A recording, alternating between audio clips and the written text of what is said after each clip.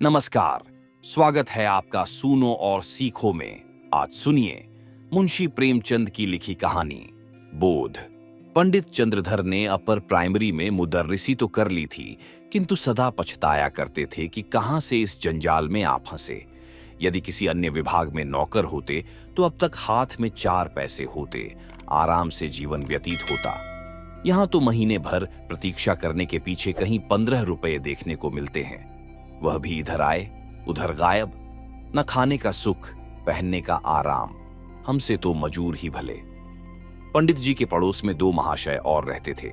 एक ठाकुर अतिबल सिंह, वह थाने में हेड कांस्टेबल थे। दूसरे मुंशी बैजनाथ, वह तहसील में सियाहे नवीस थे। इन दोनों आदमियों का वेतन पंडित जी से कुछ अधिक न था, तब भी उनकी चैन से गुजरती थी। संध्या को वह कचहरी से आते, बच्चों को पैसे और मिठाइयां देते। दोनों आदमियों के पास टहलुए थे। घर में कुर्सियां, मेजें, फर्श आदि सामग्रियां मौजूद थीं। ठाकुर साहब शाम को आराम कुर्सी पर लेट जाते और खुशबूदार खमीरा पीते। मुंशी जी को शराब कबाब का व्यसन था। अपने सुसज्जित कमरे में बैठे हुए बोतल की बोतल साफ कर देते। जब कुछ नशा होता तो हारमोनियम बजाते। सारे मोहल्ले में रोबदाब था। उन दोनों महाशयों को आता देखकर बनिए उठकर सलाम करते। उनके लिए बाजार में अलग भाव था। 4 पैसे सेर की चीज टके में लाते, लकड़ी ईंधन मुफ्त में मिलता। पंडित जी उनके इस ठाठ बाट देखकर कुढ़ते और अपने भाग्य कोसते। वह लोग इतना भी न जानते थे कि पृथ्वी सूर्य का चक्कर लगाती है, अथवा सूर्य पृथ्वी का साधारण पहाड़ों का भी ज्ञान न था। तिस पर भी ईश्वर ने उन्हें इतनी प्रभुता दे रखी थी। ये लोग पंडित जी पर बड़ी कृपा रखते थे। कभी सेर आध सेर दूध भेज देते और कभी थोड़ी सी तरकारियां, किंतु इनके बदले में पंडित जी को ठाकुर साहब के 2 और मुंशी जी के 3 लड़कों की निगरानी करनी पड़ती। ठाकुर साहब कहते, पंडित जी, ये लड़के हर घड़ी खेला करते हैं, जरा इनकी खबर लेते रहिए। मुंशी जी कहते, ये लड़के आवारा हुए जाते हैं, जरा इनका ख्याल रखिए। ये बातें बड़ी अनुग्रहपूर्ण रीति से कही जाती थीं, मानो पंडित जी उनके गुलाम हैं। पंडित जी को यह व्यवहार असह्य लगता था, किंतु इन लोगों को नाराज करने का साहस न कर सकते थे। उनकी बदौलत कभी कभी दूध दही के दर्शन हो जाते, कभी अचार चटनी छक लेते। केवल इतना ही नहीं, बाजार से चीजें भी सस्ती लाते। इसीलिए बेचारे इस अनीति को विष की घूंट के समान पीते। इस दुर्वस्था से निकलने के लिए उन्होंने बड़े बड़े यत्न किए थे। प्रार्थना पत्र लिखे, अफसरों की खुशामदें की, पर आशा न पूरी हुई। अंत में हार कर बैठ रहे। हाँ, इतना था कि अपने काम में त्रुटि न होने देते। ठीक समय पर जाते, देर करके आते, मन लगाकर पढ़ाते। इससे उनके अफसर लोग खुश थे। साल में कुछ इनाम देते और वेतन वृद्धि का जब कभी अवसर आता, उनका विशेष ध्यान रखते। परंतु इस विभाग की वेतन वृद्धि ऊसर की खेती है, बड़े भाग्य से हाथ लगती है। बस्ती के लोग उनसे संतुष्ट थे। लड़कों की संख्या बढ़ गई थी और पाठशाला के लड़के तो उन पर जान देते थे। कोई उनके घर आकर पानी भर देता, कोई उनकी बकरी के लिए पत्ती तोड़ लाता। पंडित जी इसी को बहुत समझते थे। एक बार सावन के महीने में मुंशी बैजनाथ और ठाकुर अतिबल सिंह ने श्री अयोध्या जी की यात्रा की सलाह की। दूर की यात्रा थी। हफ्तों पहले से तैयारियां होने लगीं। बरसात के दिन सपरिवार जाने में अड़चन थी, किंतु स्त्रियां किसी भांति न मानती थीं। अंत में विवश होकर दोनों महाशयों ने 1-1 सप्ताह की छुट्टी ली और अयोध्या जी चले। पंडित जी को भी साथ चलने के लिए बाध्य किया। मेले ठेले में एक फालतू आदमी से बड़े काम निकलते हैं। पंडित जी असमंजस में पड़े, परंतु जब उन लोगों ने उनका व्यय देना स्वीकार किया तो इनकार न कर सके और अयोध्या जी की यात्रा का ऐसा सुअवसर पाकर न रुक सके। बिल्हौर से 1 बजे रात को गाड़ी छूटती थी। ये लोग खा पी कर स्टेशन पर आ बैठे। जिस समय गाड़ी आई, चारों ओर भगदड़ सी पड़ गई। हजारों यात्री जा रहे थे। उस उतावली में मुंशी जी पहले निकल गए। पंडित जी और ठाकुर साहब साथ थे। एक कमरे में बैठे। इस आफत में कौन किसका रास्ता देखता है। गाड़ियों में जगह की बड़ी कमी थी, परंतु जिस कमरे में ठाकुर साहब थे उसमें केवल 4 मनुष्य थे। वह सब लेटे हुए थे। ठाकुर साहब चाहते थे कि वह उठ जाए तो जगह निकल आए। उन्होंने एक मनुष्य से डांट कर कहा, उठ बैठो जी, देखते नहीं हम लोग खड़े हैं। मुसाफिर लेटे लेटे बोला, क्यों उठ बैठे जी? कुछ तुम्हारे बैठने का ठेका लिया है? ठाकुर, क्या हमने किराया नहीं दिया है? मुसाफिर, जिसे किराया दिया हो उसे जाकर जगह मांगो। ठाकुर, जरा होश की बातें करो। इस डब्बे में 10 यात्रियों की आज्ञा है। मुसाफिर, ये थाना नहीं है, जरा जबान संभाल कर बातें कीजिए। ठाकुर, तुम कौन हो जी? मुसाफिर, हम वही हैं जिस पर आपने खुफिया फरोशी का अपराध लगाया था, जिसके द्वार से आप नकद 25 रुपया लेकर टले थे। ठाकुर, आहा, अब पहचाना। परंतु मैंने तो तुम्हारे साथ रियायत की थी। चालान कर देता तो तुम सजा पा जाते। मुसाफिर, और मैंने भी तो तुम्हारे साथ रियायत की, गाड़ी में खड़ा रहने दिया। ढकेल देता तो तुम नीचे चले जाते और तुम्हारी हड्डी पसली का पता न लगता। इतने में दूसरा लेटा हुआ यात्री जोर से ठट्टा मारकर हंसा और बोला, क्यों दरोगा साहब, मुझे क्यों नहीं उठाते? ठाकुर साहब क्रोध से लाल हो रहे थे। सोचते थे अगर थाने में होता हो इनकी जबान खींच लेता, पर इस समय बुरे फंसे थे। वह बलवान मनुष्य थे, पर यह दोनों मनुष्य भी हट्टे कट्टे पड़ते थे। ठाकुर, संदूक नीचे रख दो, बस जगह हो जाए। दूसरा मुसाफिर बोला, और आप ही क्यों न नीचे बैठ जाए? इसमें कौन सी हेठी हुई जाती है? यह थाना थोड़े ही है कि आपके रोब में फर्क पड़ जाएगा।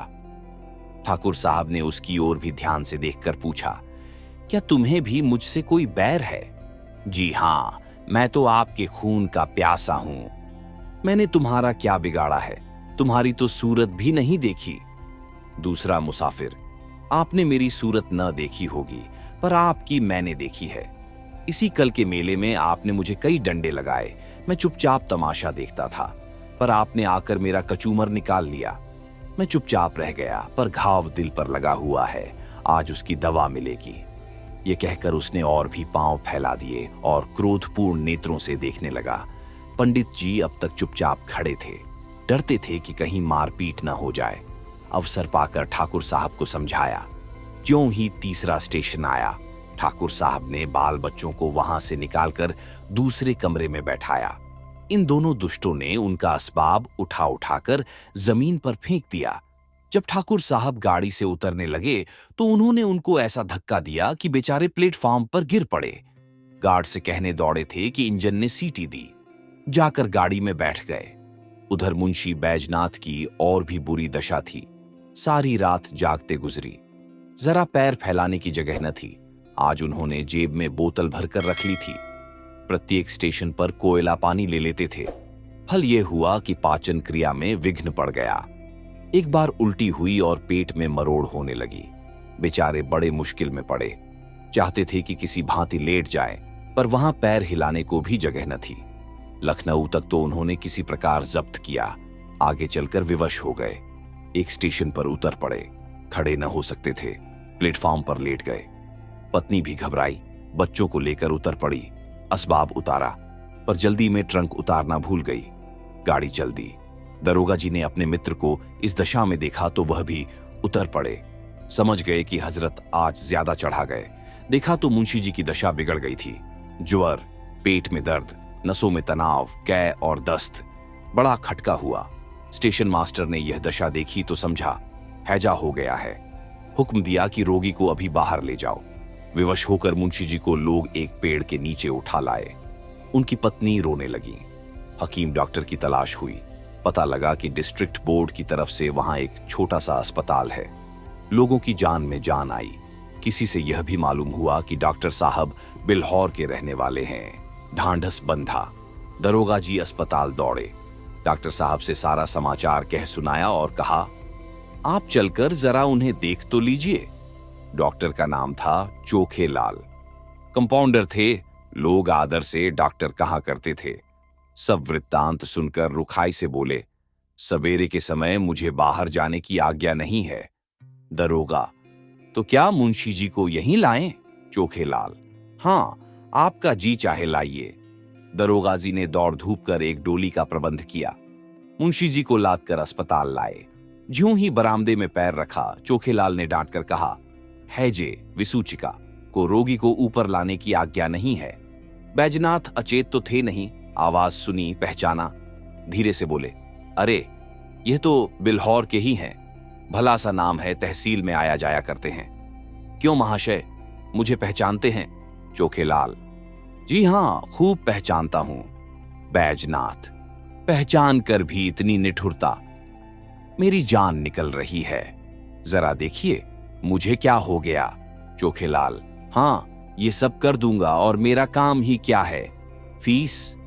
दरोगा जी, अस्पताल में कैसी फीस जनाब मन? चोखेलाल, वैसी ही जैसी इन मुंशी जी ने वसूल की थी जनाब मन। दरोगा, आप क्या कहते हैं, मेरी समझ में नहीं आता। चोखेलाल, मेरा घर बिल्हौर में है, वहां मेरी थोड़ी सी जमीन है। साल में 2 बार उसकी देखभाल के लिए जाना पड़ता है। जब तहसील में लगान दाखिल करने जाता हूं तो मुंशी जी डांटकर अपना हक वसूल लेते हैं। न दूं तो शाम तक खड़ा रहना पड़े, स्याहा न हो। फिर जनाब, कभी गाड़ी नाव पर, कभी नाव गाड़ी पर। मेरी फीस 10 रुपये निकालिए।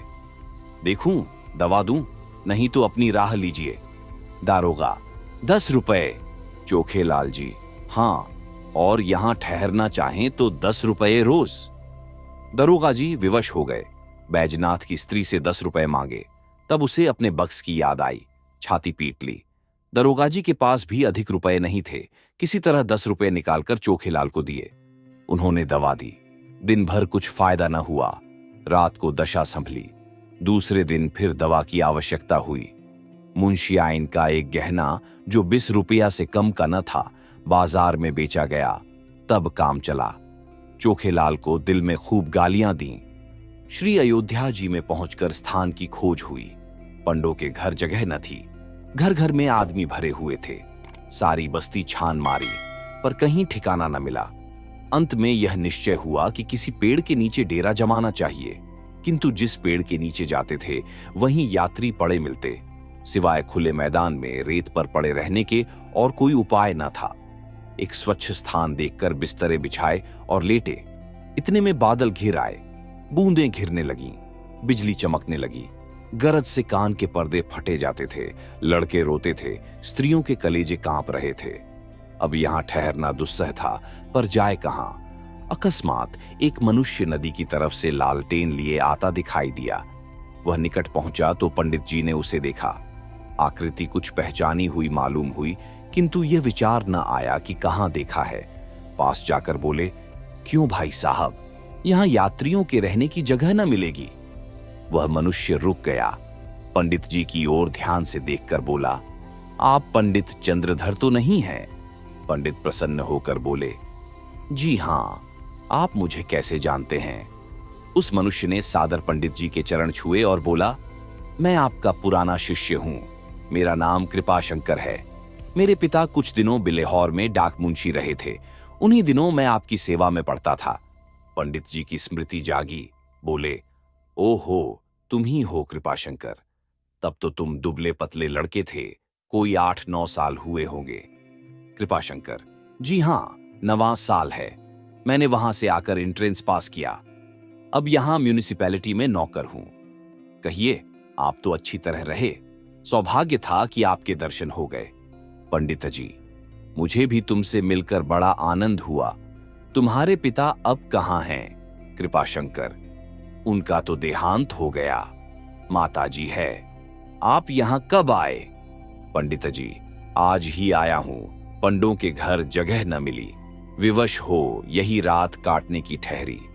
कृपाशंकर, बाल बच्चे भी साथ हैं? पंडित जी, नहीं, मैं तो अकेला ही आया हूं, पर मेरे साथ दरोगा जी और सियाहेनवील साहब हैं। उनके बाल बच्चे भी साथ हैं। कृपाशंकर, कुल कितने मनुष्य होंगे? पंडित जी, हैं तो 10, किंतु थोड़ी सी जगह में निर्वाह कर लेंगे। कृपाशंकर, नहीं साहब, बहुत सी जगह लीजिए। मेरा बड़ा मकान खाली पड़ा है। चलिए, आराम से 1, 2, 3 दिन रहिए। मेरा परम सौभाग्य है कि आपकी कुछ सेवा करने का अवसर मिला। कृपाशंकर ने कुल्ली बुलाए, असबाब उठवाया और सबको अपने मकान पर ले गया। साफ सुथरा घर था। नौकर ने चटपट चारपाइयां बिछा दी। घर में पूरियां पकने लगीं। कृपाशंकर हाथ बांधे सेवक की भांति दौड़ता था। हृदय उल्लास से उसका मुख कमल चमक रहा था। उसकी विनय और नम्रता से सबको मुग्ध कर लिया और सब लोग तो खा पी कर सोए, किंतु पंडित चंद्रधर को नींद नहीं आई। उनकी विचार शक्ति इस यात्रा की घटनाओं का उल्लेख कर रही थी। रेलगाड़ी की रगड़ झगड़ और चिकित्सालय की नोच खसोट के सम्मुख कृपाशंकर की सहृदयता और शालीनता प्रकाशमय दिखाई देती थी। पंडित जी ने आज शिक्षक का गौरव समझा। उन्हें आज इस पद की महानता ज्ञात हुई। ये लोग 3 दिन अयोध्या रहे, किसी बात का कष्ट न हुआ।